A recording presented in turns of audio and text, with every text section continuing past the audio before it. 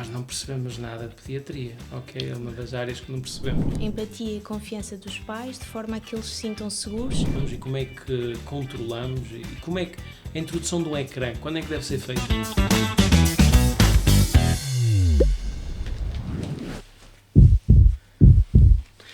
Olá a todos, bem-vindos a mais um episódio do Mutual Talks.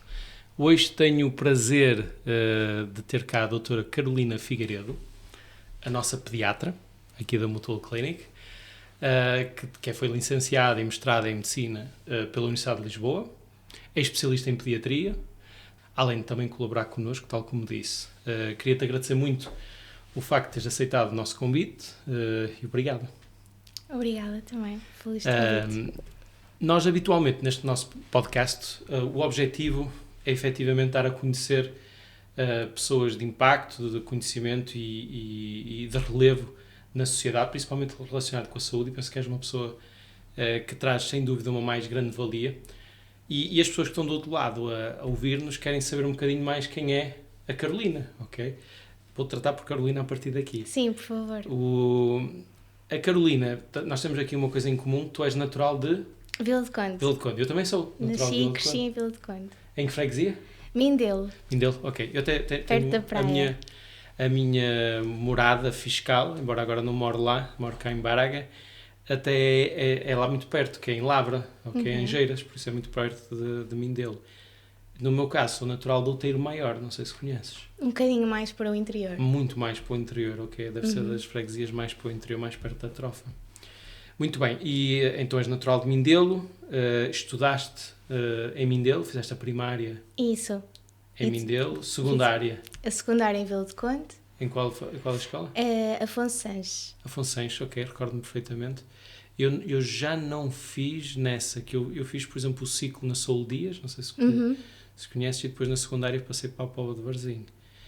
E então, do Afonso Sanches, de seguida entras em Medicina em Lisboa. Já agora aproveito para te perguntar uma coisa, que é, ainda hoje, ao dar consultas, tive uma paciente minha que me informou que entrou em Medicina. Por acaso tem piada, entrou em Medicina em Aveiro, okay, que é o primeiro curso, o novo curso, são 40 novos alunos, e ela estava assim um bocado feliz, muito feliz, como é óbvio. Um bocado receosa por ser o primeiro ano que vinha para Aveiro, e eu disse, vai ser ótimo, vai estar toda a gente empenhada, vai toda a gente querer que aquilo seja um sucesso, por isso não podia estar melhor. E então eu perguntei-lhe, já sabes o que queres ser? E ela respondeu-me logo, pediatra. Ou seja, isto efetivamente, quem vai para a pediatria, ou há muita gente que quer ser médica ou médico e quer ser muito cedo também pediatra. Pergunto se foi o teu caso.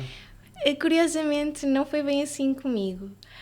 Na verdade, sempre me disseram que eu iria ser pediatra, mas eu nunca achei que isso seria verdade. Mas no final, fui lá ter. As pessoas pensavam que tu tinhas jeito? Achavam que sim, identificavam, não sei se mas pela minha medicina, postura. a vontade de ser médico, foi uma coisa que aconteceu precocemente, mais tardiamente? Aconteceu ali na altura do secundário, assim, naqueles anos entre o 10º e 12º, foi aí que começou a construir essa ideia. Mas não era uma coisa que vinha de antes? Não era uma coisa de que nascia a querer ser médica. Não. Quis ser muitas coisas ao longo da minha infância. A parte das artes teve um peso importante, da dança, do teatro. Engraçado. E depois, na verdade, ali, quando a parte do estudo começou a ficar mais sério, também realmente comecei a desenvolver um gosto especial pela biologia, pela fisicoquímica, e essa parte todas das ciências e tecnologias depois levaram-me a certamente eras também boa aluna, por isso também... Sim, também foi um fator. Também foi um fator que também... E o meu grupo de amigos também, portanto, a maior parte. E na família, tens mais médicos na tua família? Não. És a primeira médica? Sim. Os meus pais, o meu pai é engenheiro, a minha mãe é professora, eu também sou o primeiro médico da minha família, sou o primeiro. Sempre. Minha mãe também é professora, o meu pai é eletricista e pesteleiro e quase tudo, é muito, faz tudo basicamente, e por isso é engraçado. Habitualmente podemos falar de outro assunto também, que eu depois até gostava de falar contigo, que é uma frase assim um bocadinho provocadora, provocatória, Sim. mas que é uma coisa que às vezes eu digo, que é os filhos de professores dão médicos e os filhos de médicos dão professores. Opa, quem ouvir isto Vai ser polémico. Vai ser polémico, mas a verdade, nós acabamos a minha mãe era professora, está a bater certo. A tua mãe também é professora, e das pessoas que eu tenho tido aqui no podcast são sempre pessoas com desempenho profissional muito elevado. Pá, muitas vezes até têm mesmo pais professores, ou seja, realmente isso é muito importante. Sim, a verdade é que a minha mãe desde cedo primou muito pela responsabilidade, pelo empenho, pelo estudo, não é? E pelo acompanhamento. Acompanhamento. Eu acho que é isso uma coisa que às vezes quando dizem...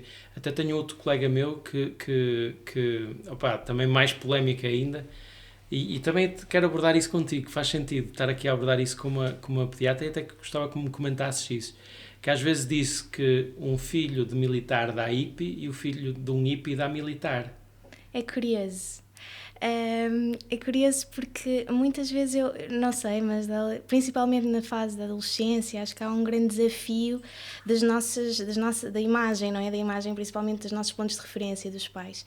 E se calhar enquadra-se um pouco aí, no sentido em que, em oposição ao rigor do militarismo, há depois também uma necessidade de afirmação, por um lado mais descontraído, mais hippie. E não sei se isso poderá... Não, mas faz sentido. E depois também é uma coisa que eu sendo pai, tu ainda não és mãe. Não. Ainda. Eu sendo pai, é uma preocupação, e confesso aqui publicamente, toda a gente sabe que eu gostava que o meu filho fosse médico.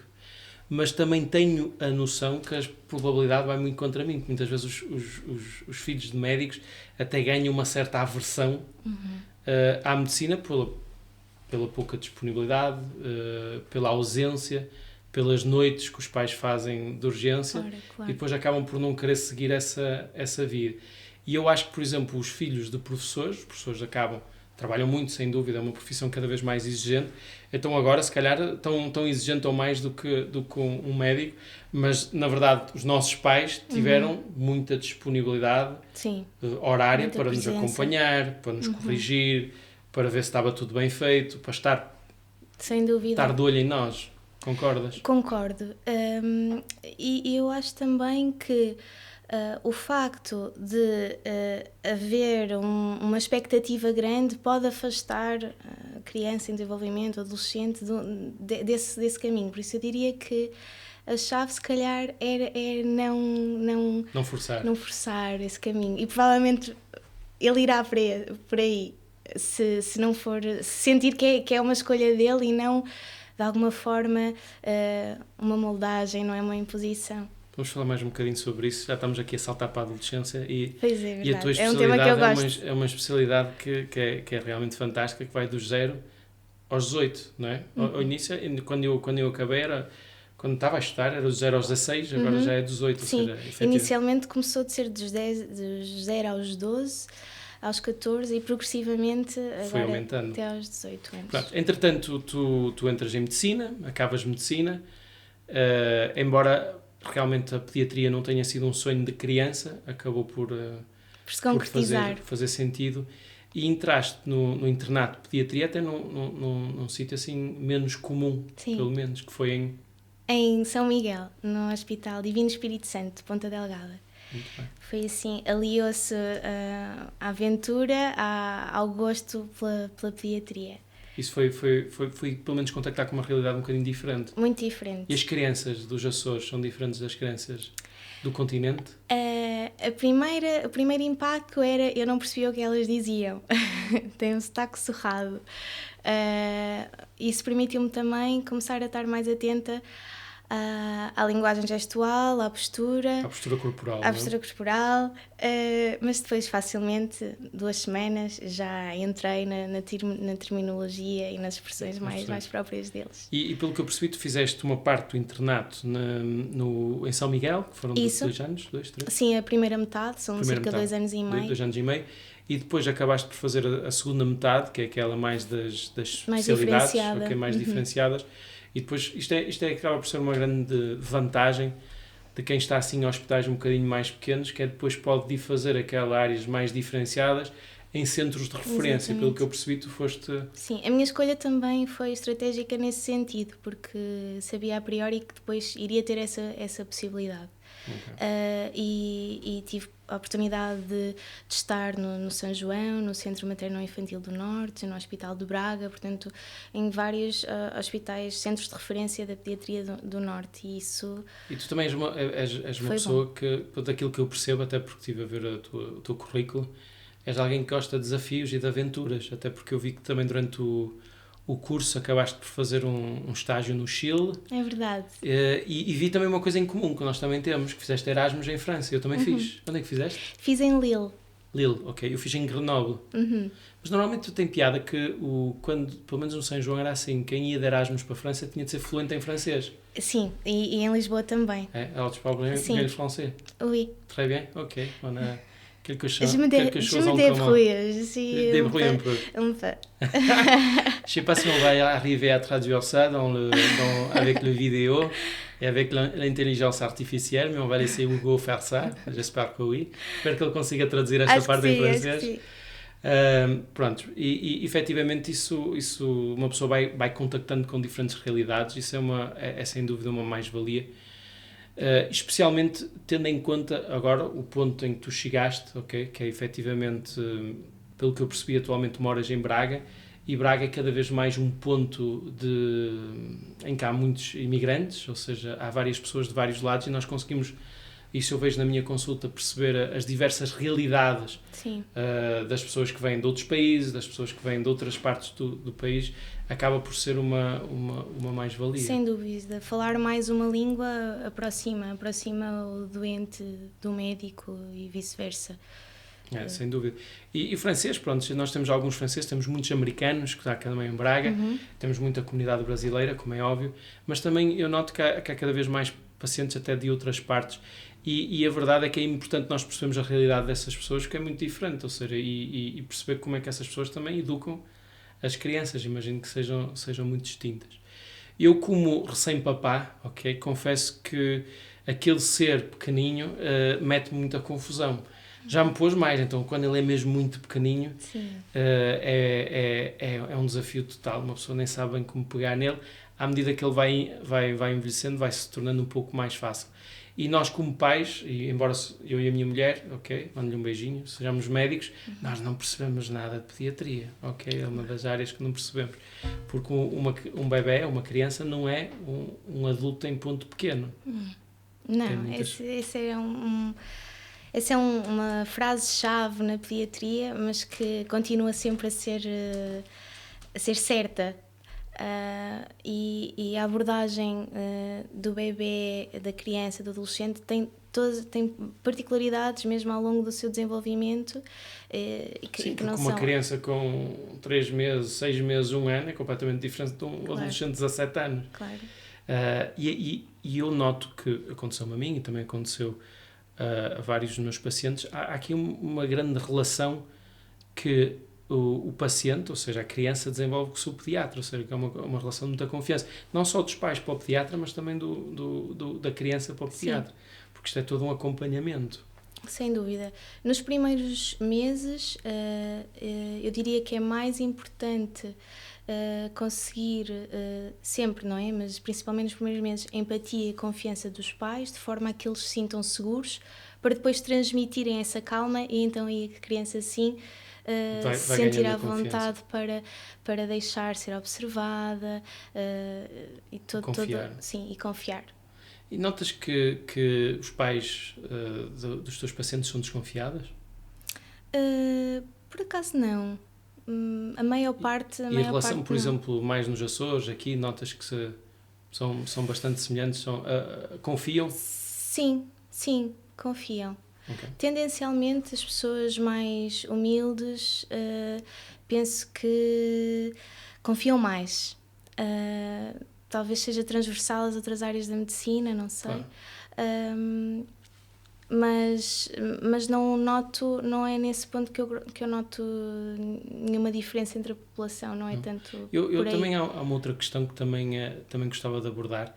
Isto eu noto, até enquanto dermatologista, eu faço muita dermatologia pediátrica E noto, tenho pacientes que são seguidos por vários pediatras, ok? E até, muitas vezes até me referenciam os pacientes, e noto uma abordagem, às vezes, muito diferente entre um pediatra mais jovem, um pediatra de média idade e um pediatra mais sénior, vamos chamar assim de forma simpática. Notas que a abordagem é diferente de um pediatra ao longo das gerações? Notas isso? Eu acho que a medicina tem crescido nesse sentido, e colocar mais o ónus numa abordagem menos paternalista, que caracteriza as gerações de médicos mais recentes. E no fundo, aquilo que eu também acredito, é a minha forma de estar e de praticar a medicina, é partilhar e envolver os pais nas decisões, e portanto que... Isto é uma coisa mais jovens, ou seja, desta história de realmente perceber que os pais têm um papel ativo, se calhar já não é impor regras. Isso. Não é ditar ordens. Mas sim adequá-las à família e ao contexto em que a criança se desenvolve. Claro. Porque a mesma regra não faz sentido em ambientes diferentes. Então essa será a grande diferença que tu notas? Acho que sim. E depois também há uma outra questão que também gostava de abordar, que é, isto já temos falado também noutros podcasts, que é vivemos no mundo digital, vivemos no tempo das redes sociais, da informação e desinformação. Como é que é ser pediatra no mundo atual, que os pais já vêm munidos de muita informação? Muitas vezes vêm mesmo assoberbados e confusos e até um pouco frustrados com a quantidade de informação contraditória. E o primeiro ponto é perceber que informação e conhecimento é diferente. Não é? E às vezes dados informativos soltos, não integrados, prejudicam os pais. O primeiro ponto para conseguir esclarecê-los é perceber de que ponto é que, ou seja, que conhecimento, de onde é que eles partem, não é? Que tipo de conhecimento é que têm? E começar logo por esclarecer mitos, que muitas vezes... Há muitos, não é? Deve haver imensos. Há imensos, e esclarecê-los logo, essa parte é fulcral. E depois, realmente contextualizar, adaptar o discurso aos pais que estão à minha frente, e falar de uma forma concreta e clara, para que a comunicação seja realmente efetiva e não usar palavras difíceis, tentar tornar realmente uma conversa que se entenda. Claro, mas é difícil, pá. Por vezes é que nós acabamos, se calhar numa fase inicial, enquanto não ganhamos a confiança, um bocadinho ter de refutar aquela informação toda que vem. Eu lembro perfeitamente com o meu filho, pá, a parte da alimentação, uma pessoa lê, há tantas coisas tão dispares de um sítio para o outro, e uma pessoa muitas vezes até fica confuso. Mesmo a história da amamentação, okay? que é um tema até que podemos falar um pouco sobre isso. Qual é a evidência, ou seja, a amamentação, que sabemos que é benéfica, okay? Acho que isso todos nós, a amamentação materna que é benéfica, mas deve ser feita até quando? Há uma resposta para isto? A resposta é até quando fizer sentido para a mãe e para o bebê. Ou seja, a Organização Mundial de Saúde preconiza aleitamento materno exclusivo nos primeiros 6 meses de vida, não é? Se isso, claro, nas condições ideais em que isso é possível. Se não for possível, há alternativas igualmente seguras e que suprem todas as necessidades para o crescimento saudável do bebê. E mesmo aquela parte dos suplementos, neste momento, também tem tido muita evolução nesse sentido. Claro, sim, a aproximação ao leite materno. Claro, tem sido muito. Isso é uma grande preocupação, pá. Também tive isso com a minha esposa, pá, e noto que os meus pacientes também ficam muito, que é quando é que se introduz, nomeadamente, deixa-se passar para a fórmula, ou seja, todo esse acompanhamento é necessário ser feito. E noto que se nós tivermos alguém muito seguro à nossa frente, as coisas acabam por ser muito, muito mais fáceis. Claro. Há também outro tema, eu contra mim falo, e até gostava que dissesses um bocadinho a tua opinião, que é o facto das crianças dormirem, ok? Quando na minha consulta, eu lembro que 9 meses não dormi, e quando eu na minha consulta eu dizia, minha bebé dormia uma noite toda desde os 2 meses de idade, o que é normal? Pois, o limite da normalidade realmente é amplo, E é preciso, o que eu acho que é fundamental é conhecer o bebê. Claro.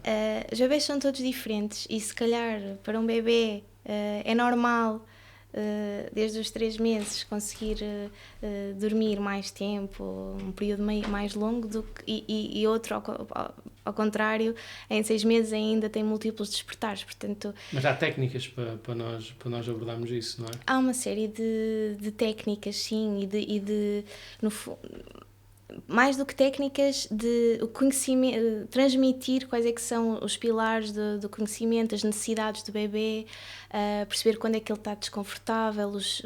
Eles dão-nos muitos sinais se nós os conseguirmos ler e se nós tivermos tempo para os apreciar. Claro que sim, claro que sim. Isso também nós estamos a contar também com o papel do pediatra nesse sentido, porque nós, enquanto pais, temos muita dificuldade em compreender isso. Tudo assim na parte da pediatria, há assim alguma área que tu tenhas desenvolvido em especial e queiras falar um pouco sobre ela, porque de especial foco? Eu gosto especialmente da área da adolescência e da endocrinologia pediátrica, são 2 áreas de interesse. Inclusivamente no último ano de internato estive um mês em Itália, em Turim, no Hospital Pediátrico Regina Margarita, onde tive a oportunidade de trabalhar pertencer a um grupo de trabalho diferenciado na área das alterações, das diferenças de desenvolvimento sexual. Mais comportamentais? Sexual, ok. Sim, e portanto isso toca muito nos limites da normalidade da puberdade, o surto pubertário, alterações nessa área. De um tema que está muito na voga agora, que é esta história dos géneros, feminino, masculino e XPTO qualquer. E se vocês têm de estar preparados para isso? Sim, estás preparada para abordar isso? A endocrinologia tem um papel muito importante nessa área, sim. No desenvolvimento da identidade do adolescente. Mas esse estágio que tu fizeste foi mais nessa área mesmo? Sim. Li esta semana no jornal que 3.000 pessoas, desde que já pediram mudança de sexo em Portugal, sendo que destes 200, acho que não me engano, 206 ou o quê, eram menores de idade, ou seja, isto é uma coisa que pode acontecer mesmo numa idade muito, muito, muito precoce. E quando se fala de desenvolvimento da adolescência, nomeadamente sexual, não se fala só disso, também se fala de outro tema também muito, muito importante, que é a obesidade infantil. Okay? A obesidade existe em todas as faixas etárias, mas nota-se que tem surgido cada vez mais. Isto é o papel do pediatra, pode ser muito importante aí também. Sem dúvida, modular desde a gravidez. Nós pensamos que começa aos 0 dias de vida, mas começa até antes. Durante a gravidez, o ganho ponderal da mãe vai ter influência se o bebê nasce macrossómico ou mais de 4 kg, ou baixo peso, abaixo de 2,5 kg. Isso são tudo, a história do bebê, a programação genética e metabólica vai ter influência ao longo da vida. Isso é uma coisa muito importante, pá, que nós aqui na clínica também temos tentado abordar, que é, as coisas não começam de repente, e mesmo esta história mesmo da gravidez, nós temos sempre feito, mesmo com a nutrição e tudo, okay, que também já tivemos outro podcast, em que nós muitas vezes adaptamos a alimentação pré-gravidez, gravidez e no pós-parto. Não só para a mãe, mas também para a criança. Ou seja, é importante haver esta interdisciplinaridade entre a pediatria, entre a nutrição, entre a ginecologia. Existe essa transdisciplinaridade. Por exemplo, tu trabalhando no Sistema Nacional de Saúde, notas que essa parte está bem organizada? Cada vez há mais esforço para que seja aliado, sim. E cada vez estamos mais sensibilizados para isso e para informar os pais. Claro, não, isso é importante. E também vocês não precisam de acompanhar antes, porque já têm essa informação quando recebem, ou seja, realmente do parto. Mas o facto de ter tido ganho ponderal, alterações de pré-eclâmpsia e tudo, isso tudo são coisas que vão logo desde cedo afetar Sim, tem um contributo. E numa altura em que nós falamos cada vez mais de medicina preventiva, okay, acho que também faz muito sentido na pediatria falar um pouco sobre isso. Por exemplo, a nível alimentar, okay, da alimentação, é alguma coisa que se recomende com frequência? Claro. Crianças gordas vão ser adultos gordos, com toda a implicação de doenças cardiovasculares. E o que é uma criança gorda? uma criança gorda é uma criança que aumenta, que portanto não segue o percentil, está acima do normal, não é? E normalmente não é só a alimentação que tem problemas, é também a nível do sedentarismo, diminuição da atividade física, uso e abuso dos ecrãs. Esse é a tríade mais comum, não é? Alimentos processados, pouco exercício físico, pouca atividade ao ar livre, brincadeira livre e criativa. E abuso do dos ecrã. ecrãs. Isso é uma outra questão que eu também te queria abordar, ou seja, é que nós como pais, como é que nós abordamos e como é que controlamos e como é que a introdução do ecrã, quando é que deve ser feita? Antes dos 18 meses, Nunca? 0. Já falhei. Amor, estamos tramadas. Agora... falhamos pouco, por mas... pouco. Mas é um desespero. É muito complicado. É muito complicado. Eu e a minha mulher, a minha mulher para trabalhar, tem que tomar banho. Como é que nós... está presente em tudo, não é? Nas atividades cotidianas, desde o entretenimento às atividades profissionais.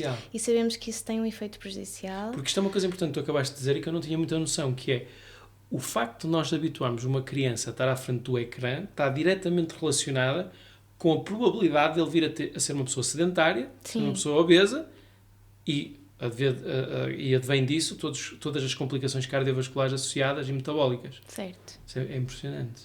É uma relação bem estabelecida. Estou questionando de outra coisa, um bocadinho mais à frente. Ok, só a partir dos 18 anos nós devemos introduzir o ecrã. E de que forma? Só a partir dos 18 meses. De que forma? Conteúdo educativo e acompanhado. Ou seja, é muito importante que a criança consiga estar acompanhada do adulto para que possa ser interpretado e que possa acompanhar o conteúdo que consome. Claro. E depois também limitado no tempo. Portanto, entre os 2 anos e os 5 anos, limite máximo de 1 hora por dia. Ok, me parece aceitável. E claro, a vigilância. Que é muito importante porque há muito conteúdo perigoso na internet. E já agora um bocadinho mais à frente na adolescência, como falaste, a introdução de um telemóvel, por exemplo. Quando é que nós, no mundo em que vivemos, quando é que os pais poderão, de forma tranquila, descansada, comprar um telemóvel? Não um iPhone, ok? Não é para comprar iPhone, não, pois não? Não é. Os telefones... É que eu vejo miúdos a minha consulta que me chegam com 8 anos com um iPhone na mão. Isto faz sentido? Pois, não faz. A possibilidade que um telemóvel com internet permite, não é? É imensa. E há as definições da privacidade, é importante explicar que realmente não são assim tão privadas quanto isso. E o conceito da pegada digital, não é? A partir do momento em que há a partilha de fotografias, de comentários, e até que ponto é que isso se pode espalhar. Já estás a falar do tema, que é a partilha de fotos dos nossos filhos. Claro. E qual é a tua opinião sobre isso? Eu não estava a falar tanto dos pais a partilharem dos filhos, eu estava mais a falar dos adolescentes, ou seja, e dos pais é dos normal, filhos? é normal que eles usem. Desaconselhas enquanto pediatra? Não, é uma vontade de cada pai? Sim, não tenho propriamente uma opinião formada sobre isso. Acho que é uma questão muito pessoal, individual. Agora, a partilha que o adolescente faz, porque vai usar redes sociais, Mas a partir de quando é que poderá, no teu conselho, os pais que nos ouvem, deveriam ponderar, dar a possibilidade de ter um iPhone a partir de que idade? A partir de que idade é que faz sentido? Depende da criança, depende da maturidade, depende do desenvolvimento. Uma menina com 16 anos é diferente de um menino com 16 anos. E até uma menina com 16 anos pode ser menos madura. Tendencialmente sim. Imatura? Não, é madura. Madura. Estava a brincar. Madura. Mas mesmo dentro da mesma faixa etária, isto é um comportamento muito individual, não é? Duas meninas com 16 anos podem ter comportamentos completamente diferentes, ou seja, tem que ser uma abordagem individualizada, tem que se conhecer a criança e tem mas que depois há também aqui uma coisa que é um efeito de grupo. Não é por idade, não pode ser assim, não pode ser um chapa assim. É um efeito de grupo muito, muito complicado. E o grupo onde estão inseridos, conhecer os amigos é importante, conhecer as atividades que fazem em conjunto. Mas eu acho que os pais fazem o que podem, mas o pediatra é um momento quase de aconselhamento e tem aqui um papel muito importante em que deixar bem claro à criança que pode haver esse comportamento que não é adequado, okay? Claro. É um momento, é um oportuno. Digo eu, não sei. Sim, Sem dúvida. Faz algum sentido. É muito perigoso. As redes sociais são muito perigosas e moldam muito o comportamento de cada um, por isso, sem dúvida que os pais ficam muito, muito inseguros nessa parte. Okay? Dar o exemplo é um ponto importante, ou seja, não podemos esperar que um adolescente não abuse do ecrã quando não há momentos em família em que todos não o fazem. Por exemplo, estar à mesa aos pais ao telemóvel é péssimo, não é? Claro. Eu faço, mas estou a tentar inibir. Isso, inibir. Porque tem mesmo de ser. O pai é a referência, não é? Neste caso. E se está ao telemóvel, porque é que a criança não pode estar? Claro. São falhas. É um contrassenso. E isso no crescimento é muito... Amor, tens razão. Eu estou com... Tem mesmo. Mas é muito difícil. É muito difícil, especialmente no dia-a-dia em que o telemóvel é mesmo uma ferramenta de trabalho. É difícil estabelecer estes limites. Não é fácil. Não é fácil ser pai. Mas tem que haver investimento em pontos-chave. As refeições, quando a família consegue estar reunida, tem que privilegiar a conversa, o contacto. Não deve haver a televisão ligada, a distração das notícias. É um momento deve ser um momento de família e de conversa. Okay, para poder-se abrir, não é? Isso é sem dúvida muito, muito, muito importante. Há uma outra coisa também, um tema que muitas vezes abordamos, estou aqui a lembrar, que é efetivamente, e a parte do sono, a rotina do sono. Nós vivemos numa sociedade em que efetivamente cada vez menos existe uma boa higiene do sono, cada vez mais pessoas se medicam para dormir. E levamos o telemóvel para o quarto. E eu tenho muita dificuldade em dormir desde muito cedo. E agora lembro-me que esses problemas começaram desde muito jovem, ou seja, ter dificuldades a dormir. Há formas de tentar melhorar isso. Sem dúvida.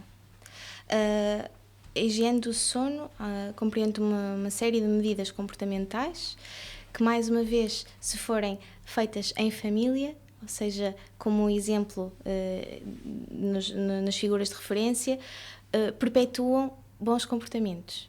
E crianças que dormem bem serão adultos que dormem bem. Pois isso é que eu noto também.